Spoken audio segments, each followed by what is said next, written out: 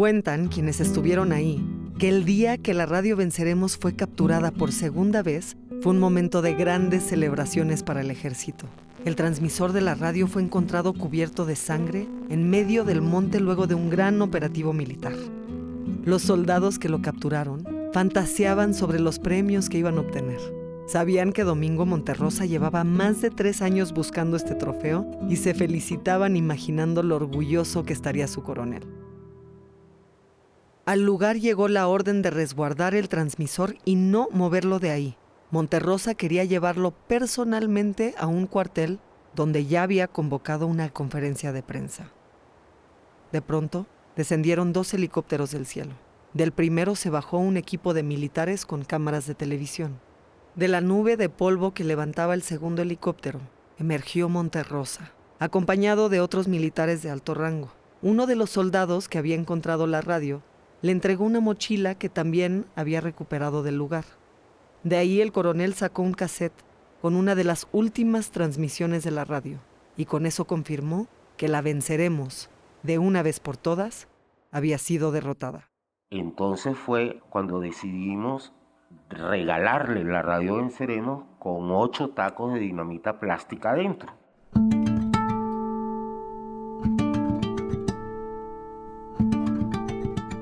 Soy Eréndira Ibarra y esto es Venceremos. Un podcast producido por Tanto Que Contar, Ibero 90.9 y Casa Centroamérica.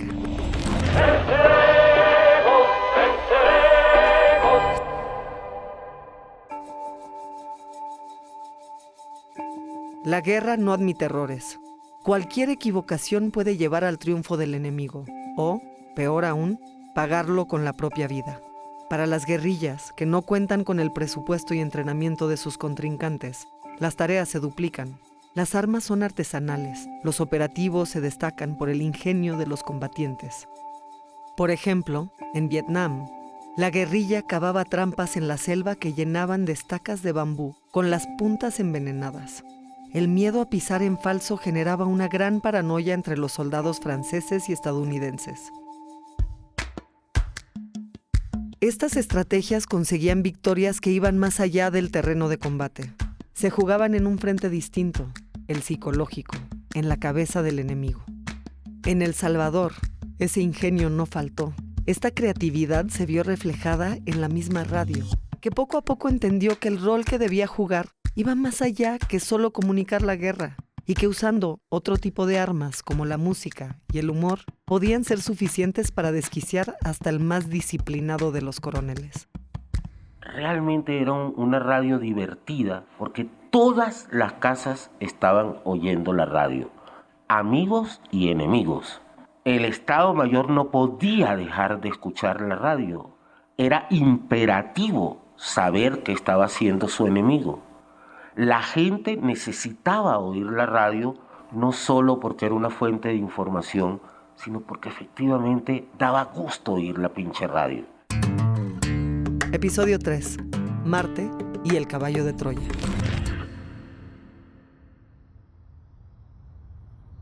La radio Venceremos había mostrado su relevancia internacional con la cobertura del Mozote. Aunque tenía pocos recursos y un equipo reducido, su trabajo le había dado la vuelta al mundo y se había convertido en una voz autorizada para narrar lo que pasaba en el país. Cada vez eran más las personas que buscaban sus transmisiones en el dial. El equipo y la misma comandancia sabían que no podían darse el lujo de dejar de transmitir. Necesitaban un espacio más o menos fijo para establecer sus operaciones. Buscaron el lugar ideal para proteger los micrófonos, grabadoras y al vikingo. Describir la Cueva de las Pasiones es un desafío. Era una cueva que estaba en medio de un bosquecito tropical y para llegar no era tan fácil. Yo me imaginaba que la entrada a la cueva era como entrar a esos castillos medievales, porque había que caminar por un tablón y hacer un poco de equilibrio para no caer abajo en la quebrada. Pasabas, te agarrabas a unas rocas y habíamos esculpido unas escalinatas para ascender un poco, y luego sobre una mesa construida de bambú estaba el mixer, estaban las 2 grabadoras frente al Vikingo y al resto de aparatos tecnológicos de transmisión. Por afuera de la cueva salía una antena de 10 metros pegada a una vara de bambú. Adentro, Santiago improvisó un pequeño cuarto con retazos de madera y con una puerta vieja construyó una mesa en la que puso su máquina de escribir. Algunos guerrilleros le hacían burla y le decían que parecía un puestito de comida callejera. Ese lugar, al que más tarde bautizaron como la Cueva de las Pasiones, se convirtió en la nueva cabina de la Radio Venceremos. A partir de este momento, Santiago y yo comenzamos a pelear porque asignaran más personal y formamos un equipo que consistía literalmente en 3 locutores, 2 hombres, Santiago, Marvin, y una locutora, La Mariposa se llamaba, ese era su seudónimo. Mariposa tuvo un papel muy importante en la radio, igual que Leti posteriormente, y luego La Morena, ¿verdad? Que fueron las 3 voces femeninas, y estaba Apolonio en la parte técnica, ¿verdad? Entonces eso éramos, ¿no? El equipo de la radio estaba en la retaguardia, la parte más segura de la columna guerrillera, junto a otras posiciones estratégicas, una cocina, lugares para atender a los heridos y los talleres de reparación de walkie-talkies y armas. También había un equipo de combatientes que se encargaba de la seguridad, pero todos, incluyendo a los radialistas, sabían usar un fusil. Tenían que estar preparados por si en cualquier momento había que defender la Cueva de las Pasiones o moverse de ahí con todo el equipo. Pero a veces el combate estaba en otros frentes y las noches se hacían largas. Santiago y sus compañeros jugaban ajedrez y buscaban otras formas de entretenerse. Pues llegó un momento en que para entretenernos fundamos la Cinemateca, pero por supuesto como no había proyector, lo que era que nombrábamos a un compañero que se sentaba frente a todo el campamento a contarnos una película. Entonces todo el mundo veía una película narrada, ¿verdad? La primera película recuerdo que fue Rashomon de Kurosawa. Pues eran bien interesantes porque habían unos compañeros, maravillas sobre las películas de maravillas eran fabulosas, ¿no? Hernán ya era famoso porque en el frente había 7 hombres por cada mujer y al único que nunca le faltó novia fue Hernán. Era un tipo de un humor. Y Santiago era como el serio, el poeta, y este era el juglar. Santiago y Hernán se la pasaban inventando nuevas actividades. A fin de cuentas habían estudiado cine, periodismo y tenían una gran afición por la literatura y la música. Para ellos estar en la radio y solo comunicar partes de guerra era un despropósito. Querían hacer más con ese espacio. La Radio Venceremos comenzó siendo una radio correspondiente perfectamente al pensamiento de la izquierda, de los revolucionarios, de los guerrilleros convertidos en militares de verdad, absolutamente cuadrados, totalmente aburridos. Todo lo que decíamos por esa radio era fatalmente aburrido, cuadrado, con un lenguaje horrible. Hernán recuerda cómo el control de la comandancia sobre la radio hizo que los primeros programas fueran muy solemnes. A la radio le faltaba esa chispa que le diera identidad propia. Un día, un grupo de campesinos intentó hacer algo al respecto. Llegó con instrumentos y ganas de tocar en vivo. Fue tanta la emoción que un par de miembros del equipo de la radio se sumaron a este naciente grupo musical. Si oye radio, venceremos desde el centro de la montaña, transmitiendo sus mensajes, el poder de un pueblo en armas. A las 6 de la mañana se escucha su transmisión.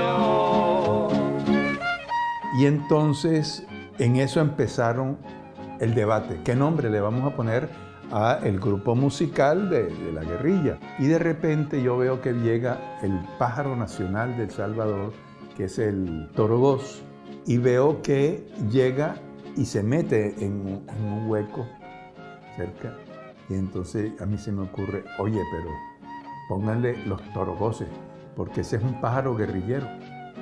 Mira, los torogoces de Morazán fueron parte del alma musical de la radio. Nacen en el campamento de la radio Venceremos porque está Felipe, está Sebastián, está Mariposa y está el Chele César. Y la primera canción que ellos componen es Radio Venceremos. En la radio venceremos, es la voz de nuestra revolución. Una potente emisora, todos la escuchan aquí. Es la radio guerrillera de Farabundo Martí. Al puro estilo de los corridos nacieron los torogoces de Morazán. Cantaban historias inspiradas de lo que pasaba en la guerra. Sus canciones se volvieron otra forma de rendir homenaje a los momentos y personajes más importantes del conflicto. Por ejemplo, estaba el corrido de Monseñor Romero.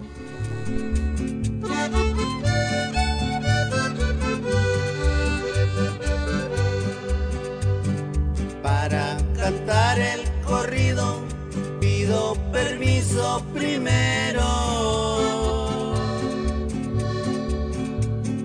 Para cantarle al profeta Óscar Arnulfo Romero. La línea musical de la radio se empezaba a definir, pero además de los torogoces solo tenían aquel cassette del grupo chileno Quilapayún, que Santiago había traído de Nicaragua y que usaban al inicio de las transmisiones. Necesitaban más material. Así que Hernán, que tenía contactos con medios de comunicación en México, no tardó en pedir un par de favores. En ese momento comenzó una magnífica y extraordinaria relación con Radio Educación. El director un día se dio cuenta que sus muchachos, no sé quiénes eran ni cómo se llamaban, estaban mandando discos para El Salvador a la guerrilla. Estaban mandando grabadoras, estaban mandando De pronto se dio cuenta que se estaban desapareciendo cosas. Y cuando averiguó, olímpicamente decidió voltear para otro lado. A la Cueva de las Pasiones empezaron a llegar cassettes de Mercedes Sosa, Violeta Parra, Silvio Rodríguez, Víctor Jara y demás voces icónicas de la izquierda latinoamericana. Santiago, Hernán y el resto del equipo aprovecharon estos recursos para hacer más dinámicos los programas, porque la guerra se había alargado más de lo pensado. La radio a huevo tuvo que irse adaptando y de media hora de transmisión a 5 horas de transmisión fuimos teniendo que diseñar una parrilla de programación. Y entonces fue allí donde esta radio se convirtió en lo que yo creo que fue un híbrido entre radio guerrillera y radio vecinal, radio popular. Tenían programas como La Piedra de Moler, en el que hablaban con las cocineras sobre lo que pensaban del mundo, mientras precisamente molían maíz. Otro segmento era el de Los Poderes Creadores del Pueblo, donde entrevistaban a combatientes, personas de los cantones o incluso refugiados. En más de una ocasión, platicaron con niños.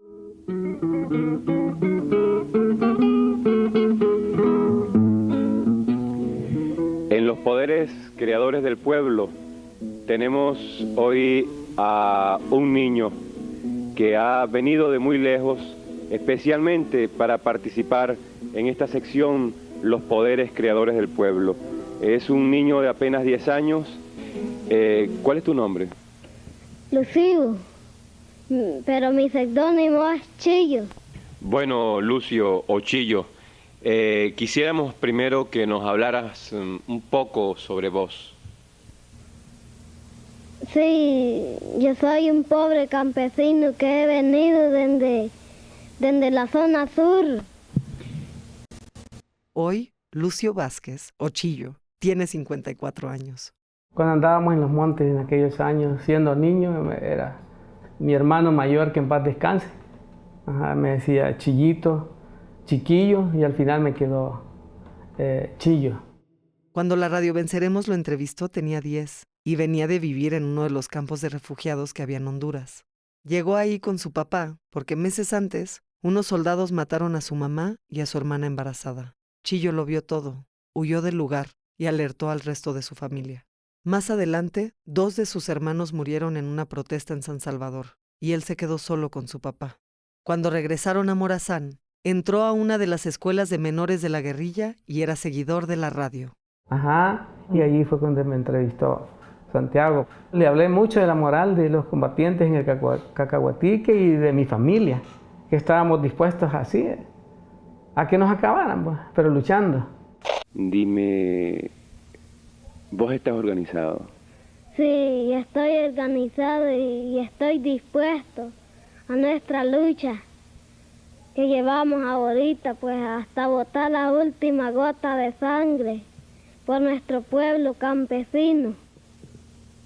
Chillo, y vos me dicen que cantas muy bien. Sí. ¿Cantas hace mucho tiempo? Sí, ya hace como un año que aprendí unas y pocas canciones. Pero quiero gritar 2 consignas. ¿Quieres gritarlas? Sí. Grítalas antes de cantar, pues. ¡Patria libre o morir! ¡Patria o muerte! ¡Venceremos! Se sentía bonito el hecho de que la voz de los niños se escuchara denunciando, y como la Radio Venceremos era escuchada dentro y fuera del país, entonces eran voces que probablemente ya no volvieran a escucharla. Chillo pasó años conviviendo con Santiago, Hernán y los demás miembros de la radio y después entró al equipo de monitoreo de noticias. Escuchaba La Voz de América, Radio Francia y radios nacionales, además de ver noticieros en unos pequeños televisores portátiles. Mariposa y Santiago usaban esa información en otro de los segmentos más importantes, el de Plomo Informativo, en el que leían los titulares de los principales medios salvadoreños e internacionales. A continuación, Radio Venceremos presenta Plomo Informativo.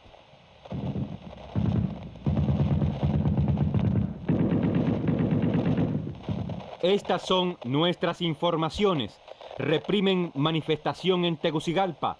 La policía disolvió una manifestación a favor del FNL. Y para rematar, los programas solían incluir un editorial que transmitía los mensajes más importantes que la comandancia quería compartir con los escuchas. El encargado de escribirlos era Hernán, y a Santiago le tocaba revisarlos. Yo escribía los editoriales, razón por la cual tenía muchísimos problemas con la comandancia, porque normalmente me los rechazaban porque hacía chistes en medio del comunicado, cosas de eso. Primero ciertos comandantes nos regañaron, pero después entendieron que el humor era un arma política muy importante para una radio. En marzo de 1983, el equipo de la radio tomó una decisión muy arriesgada y a espaldas de la comandancia. Lanzaron al aire un segmento cómico al que llamaron La Guacamaya Subversiva. Con esta radionovela yo les propongo un nuevo tamal, una producción más del famoso y aclamado a nivel mundial super elenco artístico de La Guacamaya Subversiva.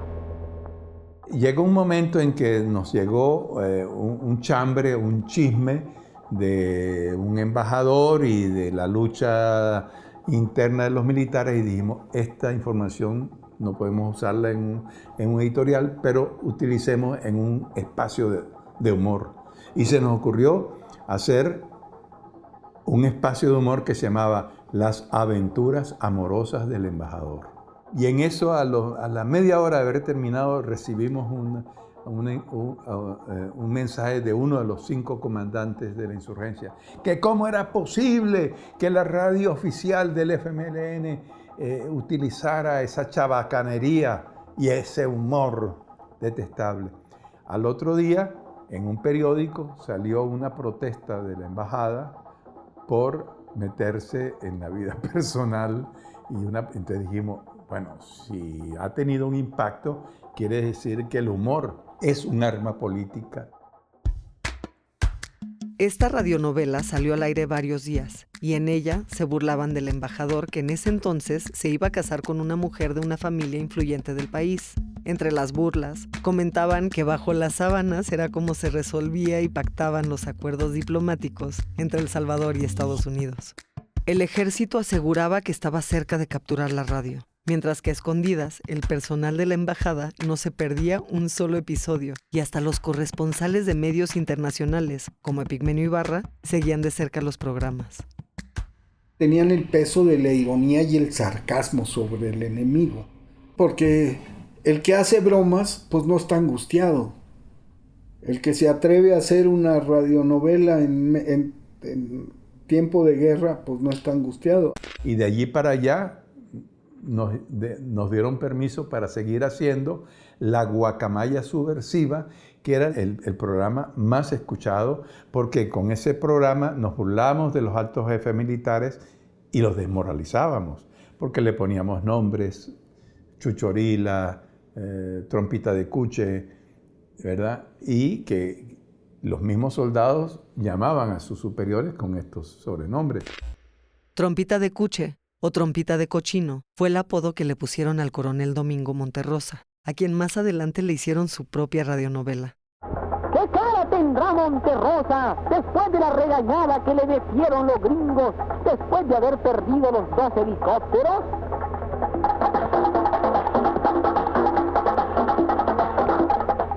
No se pierda la segunda parte del capítulo Nacidos para Perder.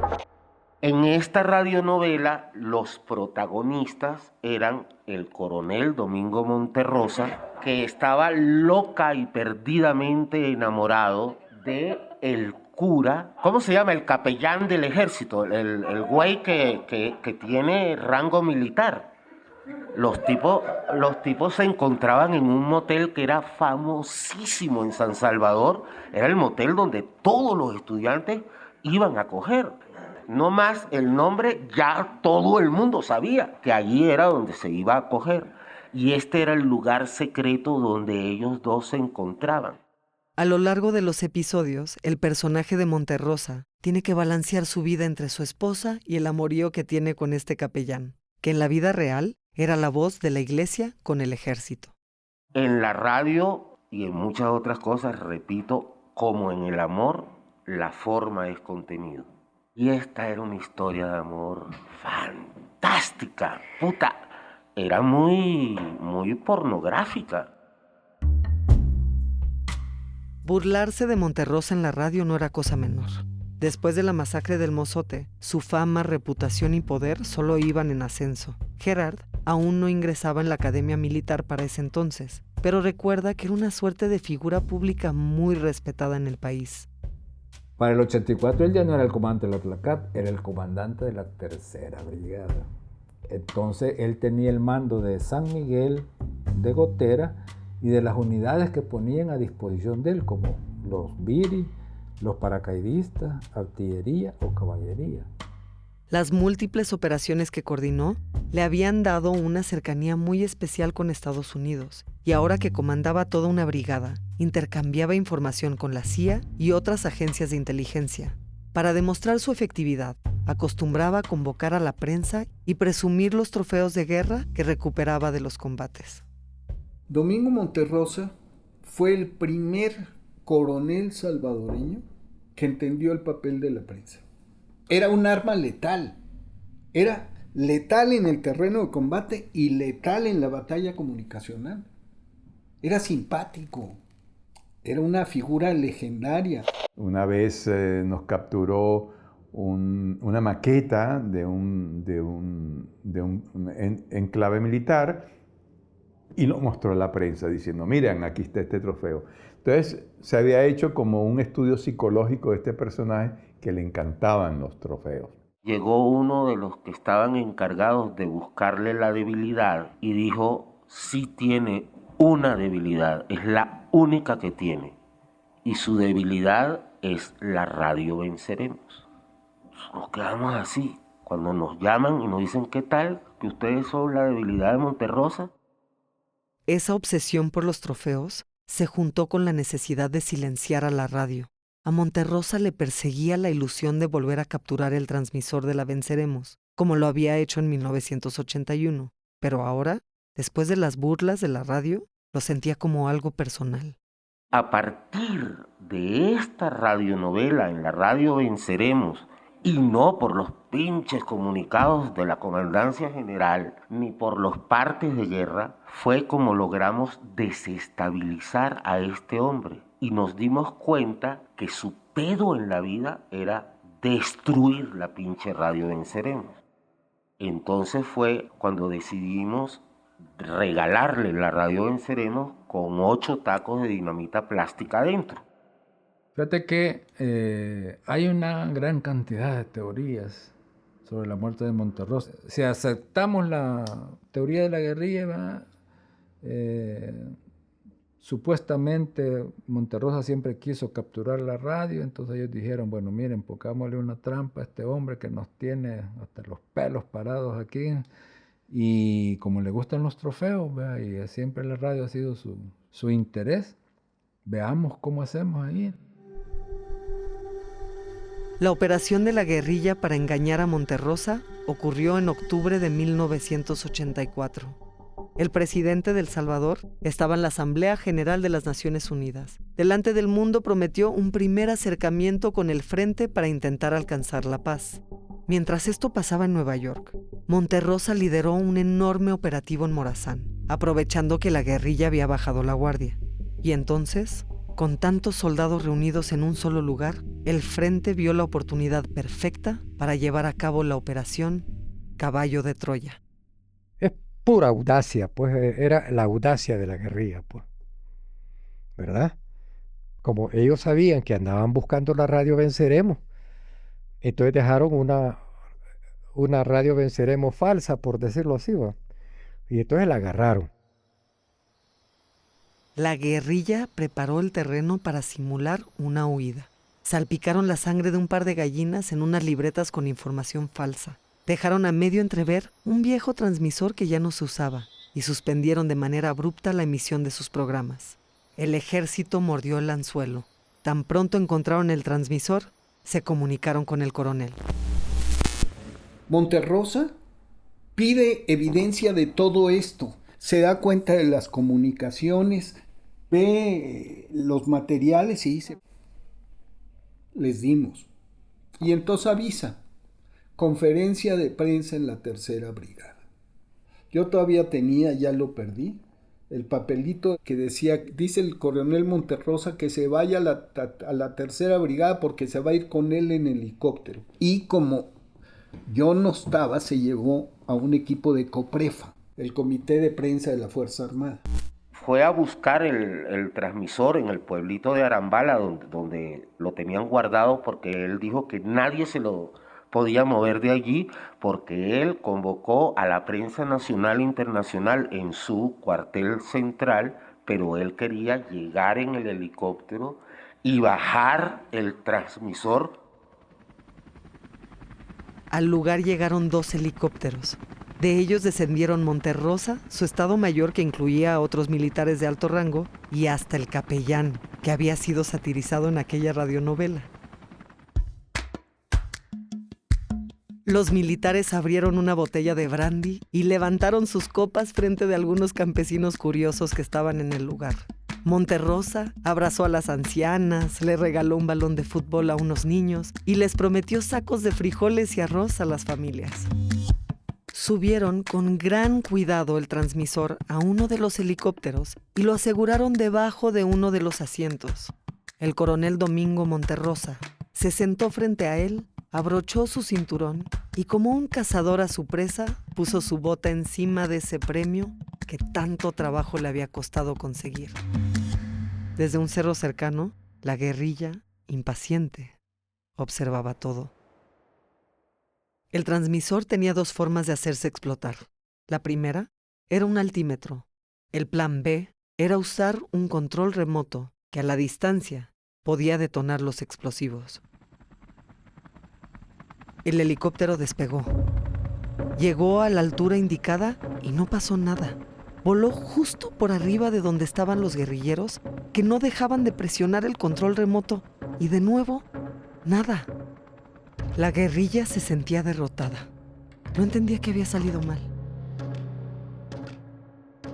Esperaron impacientes hasta que por fin despegó el segundo helicóptero, en el que les aseguraron iba Monterrosa con el transmisor. Y sube a 3 mandos importantes del Atlacat con él en el helicóptero. Los que estaban en el cerro cuentan cómo de pronto parecieron en el aire 2 bolas de fuego atravesadas por una enorme nube de humo negro. Pasaron un instante de absoluto silencio, hasta que el sonido de la explosión los alcanzó.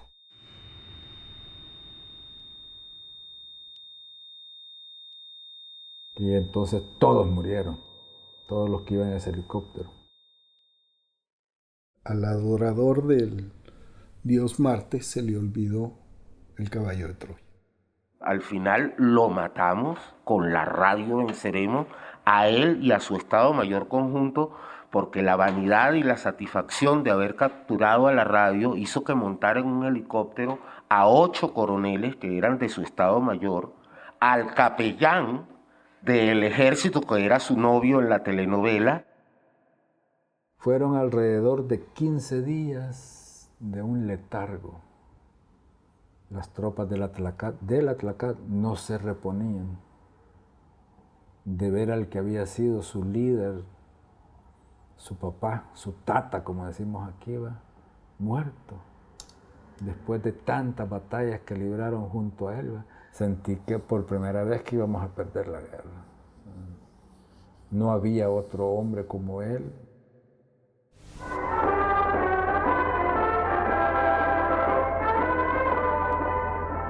Octubre 23, unidades especiales de artillería del FMLN derriban helicóptero norteamericano y aniquilan mandos estratégicos del enemigo, entre ellos el criminal de guerra Domingo Monterrosa.